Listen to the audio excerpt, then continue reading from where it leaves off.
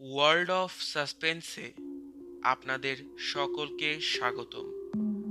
আমাদের আজকের গল্প বুদ্ধদেব বসুর রচনায় মেট্রোতে বুড়ি। গল্পের সূত্রধার আমি রাহিল হাবিব। গল্প পাঠে প্রদীপ চৌধুরী। অন্যান্য চরিত্রে কণ্ঠ দিয়েছেন স্বাগতা বৃতি ও শাকিল আহমেদ। আমাদের গল্প যদি আপনাদের ভালো লাগে তাহলে চ্যানেলটি সাবস্ক্রাইব করে আমাদের পাশে থাকবেন। শুরু হচ্ছে আমাদের আজকের গল্প, মেট্রোতে বুড়ি। রবিবার দুপুরবেলা বসে বসে হাই তুলছি। কোনো কাজ নেই, গরমও পড়েছে বড্ড। আশ্বিন মাসে যখন প্রচণ্ড রোদ ওঠে আর একটুও হাওয়া দেয় না, সেই দম আটকানো পিন ফোটানো গরম। ভেবেছিলাম আনকোরা টাটকা অ্যাডভেঞ্চার গল্পের বইটা পড়ব, কিন্তু দুপাতা পড়ে মনে হচ্ছে কোথায় যেন আগে পড়েছি। বসে আছি চুপচাপ। এমন সময় পা টিপে টিপে অনুতোষের প্রবেশ। পা টিপে টিপে, কারণ মেজো কাকা পাশের ঘরে দিবানিদ্রায় সচেষ্ট। যে বেচারারা নেহাতি ছেলে মানুষ, তারা যেন কোনো রকমেও তার এই মহৎ চেষ্টায় বাধা না দেয়, এটা তার ৩ নম্বর আইন। আর ১ নং এবং ২ নং এটা না হয় এখন নাই বা শুনলেন। কিরে অনুতোষ, এখন কি মনে করে? কপালের ঘাম মুছে অনুতোষ বলল, ওফ, চল। চল মানে কোথায়? আরে চল না, সিনেমা দেখে আসি। পাগল নাকি? এই রোদ্দুরে কে বেরোবে? এই কি যে বোকার মতো কথা বলি। মেট্রোতে, এই মেট্রোর ভিতরটা কেমন ঠান্ডা। এই গরমে দুপুর কাটানোর জায়গাই তো ওটা। আচ্ছা চুপ কর, চুপ কর। পাক বিতনটা করবার উপায় নাই, এদিকে মেজো কাকার ঝাড়ি শুনতে হবে। এই চল না। পয়সা? সেই জন্য তোকে ভাবতে হবে না। তুই ওঠ তো, ওঠ, দেরি হয়ে যাচ্ছে, ওঠ। মাকে বলে বেরিয়ে পড়লাম অনুতোষের সঙ্গে। এদিকে খা খা রোদ, এদিকে বালিগঞ্জের রাস্তায় ট্রাম তো আর সহজে আসবে না। একটি গাছের ছায়ায় দাঁড়িয়ে আছি দুজনে। এমন সময় একটা বুড়ি এসে আমাদের কাছে হাত পাতল। কিরির জ্বালায় কোনো জায়গায় শান্তি নেই। আমরা একটু সরে দাঁড়ালাম, কিন্তু গাছের ছায়া ছেড়ে বেরোতে পারলাম না। বুড়িটা আমাদের খুব কাছে এসে দাঁড়ালো। এমনিতেই ভিখারি দেখলে আমার বড্ড ঘেন্না করে, তারপরও ভিখারিদের মধ্যে এমন বিভৎস কঙ্কাল মূর্তি চট করে চোখে পড়ে না। কিছু বলল না। ওর নুয়ে পড়া শরীর থেকে একখানা কাদায় গড়া হাত বেরিয়ে এসে শূন্যে ঝুলে রইল। আমি ওর দিকে না তাকাবার যতই চেষ্টা করলুম, ততই আমার চোখ ওর উপরে গিয়ে পড়তে লাগলো। বিশ্রী। অনুতোষ বলল, এই দেখ, গরমে বুড়িটা কেমন ডুবছে না। আমি বললাম, যা যা, ওই যে দেখ ট্রাম এলো। এই চল, বুড়িকে মেট্রোতে নিয়ে যাই, খুব ঠান্ডা লাগবে বলে হো হো করে হেসে ফেললাম। একটু পরেই আমরা ট্রামে চেপে বসলাম। টিকিস টিকিস করে চলছে বালিগঞ্জের ট্রাম। সময় আর এগোয় না। 1 যুগ পরে এসে পৌঁছানো গেল। রাস্তাটুকু পার হয়েই মেট্রো। আজ বড্ড ভিড়। জবর ছবি দিয়েছে। অনুতোষী আজ বস করছে। সে এগিয়ে গেল টিকিট আনতে। আমি এপাশে দাঁড়িয়ে রইলাম। টিকিট নিয়ে এলো অনুতোষ। আমরা ভেতরে ঢুকতে যাব এমন সময়, ভাবতে পারেন, আমাদের সামনে এসে দাঁড়ালো সেই বুড়ি। সেই তার কাদায় গড়া হাতখানা বাড়িয়ে ধরলো আমাদের সামনে। আমরা তো একেবারে হতভম্ব।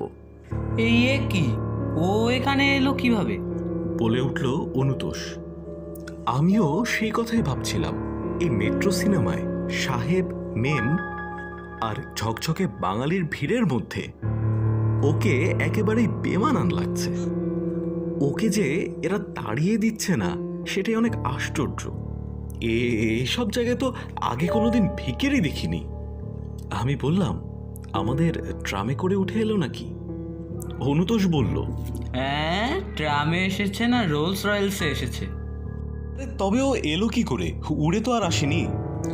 বুড়িটা কিন্তু সেই একভাবে ঠায় দাঁড়িয়ে আছে, একটু কথাও বলছে না, একটু নড়ছেও না। চারিদিকে এত লোক, কিন্তু ওকে কেউ লক্ষ্য করছে না। আশ্চর্য তো। ভেতরে গিয়ে বসে পড়লাম, কিন্তু মাথার মধ্যে কথাটা কেবলই ঘুরতে লাগলো। অনুতোষকে বললাম, আচ্ছা এই বুড়িটা সেই বুড়ি তো? মনে তো হলো ঠিক সেরকম। কে জানে, কলকাতায় এত ভিখারি আছে, হতেও পারে, কিন্তু একেবারে একরকম। যদি ওই হয়, এখানে কি করে এলো বলতো? অনুতোষ চুপ করে রইল। তাছাড়া আমি চুপি চুপি বললাম, হেই, আমার মনে হচ্ছে আমরা ছাড়া ওকে আর কেউ দেখতে পাচ্ছে না। অনুতোষ হেসে উঠল। তোর কি মাথা খারাপ হলো নাকি রে? ওকে যদি সবাই দেখতে পায় তাহলে ওকে তাড়িয়ে দিচ্ছে না কেন? আরে ভিড়ের ভিতর চোখে পড়েনি হয়তো। চুপ কর তো, সিনেমাটা দেখ। আমরা ছবি দেখতে লাগলাম। হলো দিগ্বিজয়ী ছবি। অনেকক্ষণ এক মনে দেখছি, হঠাৎ কেমন জানি অন্যমনস্ক হয়ে গেলাম। ছবির পর্দা থেকে আমার চোখ নেমে এলো প্রেক্ষাগৃহে। আধো চাঁদের আকারে চেয়ারের পরে চেয়ারের সারি, কত রকম লোক বসে, এও দেখতে মন্দ লাগে না। তারপর হঠাৎ আমার নিঃশ্বাস বন্ধ হয়ে গেল। ঠিক আমাদেরই সারিতে, আমাদের কয়েকটা চেয়ার পরে সেই বুড়ি বসে। হ্যাঁ, ঠিক সেই বসেছে চেয়ারে। তার শরীর নুয়ে পড়া, একখানা কাদায় গড়া হাত সামনের দিকে বাড়ানো। আমার সমস্ত শরীর অবশ হয়ে গেল, কিছুতেই সিনেমার দিকে মন দিতে পারছি না।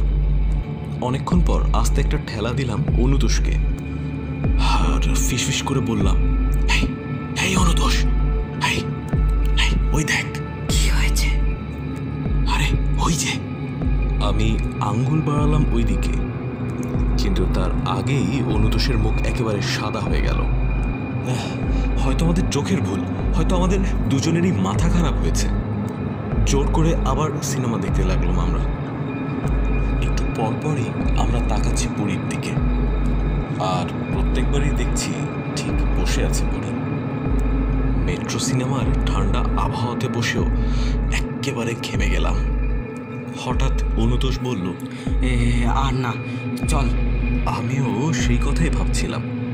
উঠে দাঁড়ালাম দুজনে, নুয়ে নুয়ে হল থেকে বেরিয়ে বাইরে এসে যেন বাঁচলাম।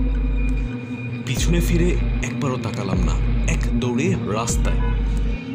বাইরে ঝাঝা রোদ, বিরাট শহর, আর কত লোক। ফিরতি ট্রাম ধরলাম। সারা রাস্তা দুবন্ধু একেবারে চুপ। বাড়ির কাছে আসতেই কেমন একটা ভয় যেন গলা আঁকড়ে ধরল। আবার যদি সেখানে সেই গাছের ছায়ায় ওকে দেখি, কিন্তু না, কিচ্ছু নেই, কেউ নেই। ওদিন রাত্রে ভালো ঘুম হলো না। পরের দিন সকালে খেতে বসে মা বললেন, কি কাণ্ড! কাল দেখি আমাদের বাড়ির সামনে রাস্তার গাছের নিচে একটা বুড়ি মরে পড়ে আছে। বাবা বললেন, কত হচ্ছে এরকম? মরে পড়েই আছে। কতক্ষণ পর কর্পোরেশনের লোক এসে নিয়ে গেল। আমি বললাম, কখন বলো তো? এই তো দুপুরবেলা, তুই বেরিয়ে গেলি তারপরে। কি বিশ্রী দেখতে। ওকে, তোর খাওয়া হয়ে গেল? আমি তাড়াতাড়ি টেবিল ছেড়ে উঠে পড়লাম। আমি আর খাবো না। কি হলো তোর? কিছু হয়নি, কিছু হয়নি বলে আমি উঠে পড়লাম।